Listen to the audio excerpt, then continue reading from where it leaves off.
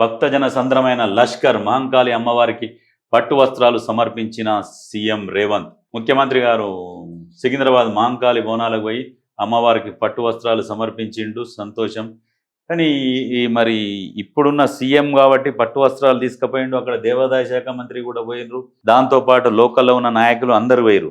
అయితే ఇంతకుముందు గతంలో ఎవరు పోతుండే? ఎవరు లేరు. ఆ దేవాదాయ శాఖ మంత్రిని పంపిస్తుండే. ఎన్నడన్నా సీఎం అటు సైడ్ పోయిన పాపం కూడా లేదు. ఒక అటువంటి సీఎం ఎంతసేపు ఆమోదల కోసం తొడగొట్టే సీఎం ఉండే. ఇప్పటికైనా ఒక అమావాస్య చీకటి తొలగిపోయింది తెలంగాణకు. 2023 డిసెంబర్కు తెలంగాణ వచ్చింది మనకు.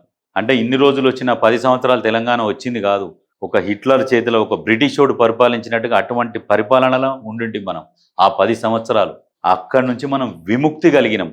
ఇంకా వీళ్ళు సిగ్గు లేకుండా జై తెలంగాణ అని స్లోగన్ అట. ఆంధ్రోలు వాళ్ళు వీళ్ళు అని మాట్లాడుతున్నారు. ఇంకొకసారి ఇటువంటి సెంటిమెంట్ డైలాగులు కొట్టి ప్రజలను మోసం చేయాలంటే చెప్పు పీతిలది కొట్టాలి ఎవడం. జై తెలంగాణ జై తెలంగాణ. జై తెలంగాణ వచ్చింది, అయిపోయింది.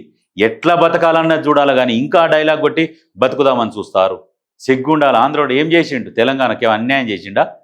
ఆంధ్రోడు ఏం అన్యాయం చేసిండు తెలంగాణకు? అట్లా చేయాలనుకుంటే హైదరాబాద్ ఈ పరిస్థితులు ఉంటుండేనా? ఏం తక్కువ చేసిండు?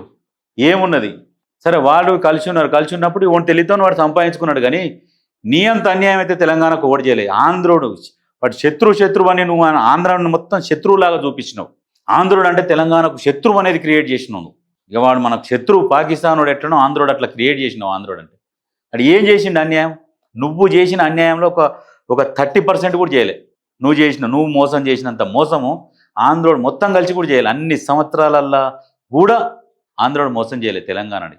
నువ్వు చేసిన మోసం. అన్ని లక్షల కోట్ల అప్పు తెలంగాణని ఎత్తిన పెట్టినావు. ఆంధ్రోడు ఎన్నేళ్ళు పరిపాలించినా కానీ తెలంగాణని మంచిగానే చూసుకున్నాడు. ఆంధ్రోడు అని ఆంధ్రోని మీద ఏడ్చి వాడిని విలన్గా చూపించినావు ఆంధ్రని. నిధులు నియామకాలు, భారీ డైలాగులు.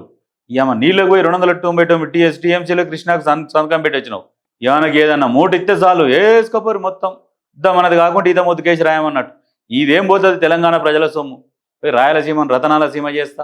అప్పుడేమో తెలంగాణ రాక 1,00,000 నాగాలు పెట్టి రామోజీ ఫిలిం సిటీ దుంతా అని కథలు పడి సీఎం కాగానే పోయి రామోజీరావుని కలిసి దండం పెడితే సెట్ చేసుకొని వస్తేవి. ఎక్కడ పోయి 1,00,000 నాగాలు జంగు పట్టి మొత్తం ఇరిగిపోయినాయి. ఆ రకంగా చేసినావు.